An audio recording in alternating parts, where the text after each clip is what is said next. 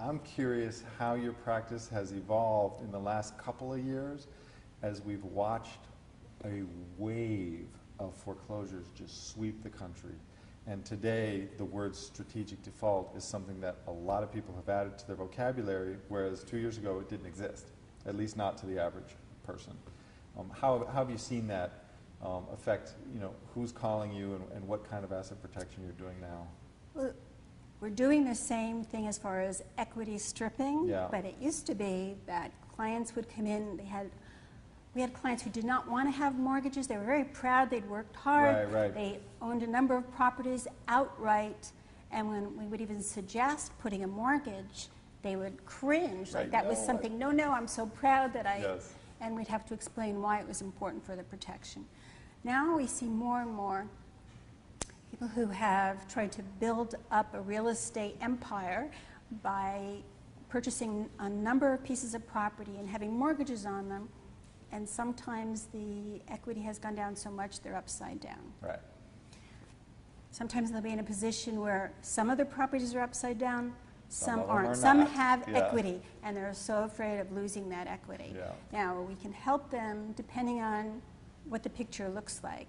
If there's a couple that look like they may be upside down, and if the client's current, keeping them current anyway, we're more likely to be able to help them. Okay, but the professional rules of conduct for attorneys haven't moved since this debacle.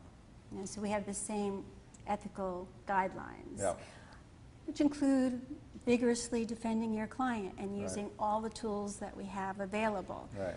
Now, we've seen those tools be used in ways we didn't expect a few years ago. Yeah. For instance, a few years ago, there were neighborhoods I would never expect to see a sheriff come And foreclose on a house? foreclose on a house. Yeah. And I've heard of people who I would never expect to have lost their house, and Yeah. things are changing like that. Massively. And those clients who, first of all, were proud that they owned 2, 3, 5, 6 homes, now I'm seeing that they're letting go They're of happy to some, keep one. and they just want to keep one, Yeah. maybe 2. Yeah. And they don't want to be hit with this huge deficiency judgment, Yeah. because if you sell for less than Yeah. what you owe, the deficiency judgment, and they're feeling like, how can I protect what I have and not use it to pay a deficiency judgment? Yeah. So that I never saw into the last Well, and 2 I think years. you have to take into consideration the fact that we have a very real opportunity to not have a deficiency judgment. The banks are in overload right now.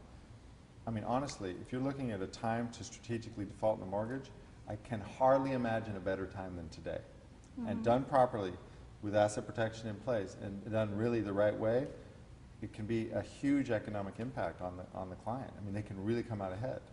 I would assume, especially if you have one of the larger banks. I understand from recent conversations the local banks are willing to go with the deficiency. Yeah, local banks are tougher, but the big banks are They're walking. overloaded. They They're can't handle it, and they're just We're not. not saying that people ought to go out and default, though, now. No. Right? Well, we're saying that they need to look at it as part of their strategic analysis of their whole situation. Their business plan. Yeah, they should be calling and saying, hey, is this something I can do and reasonably expect a good outcome?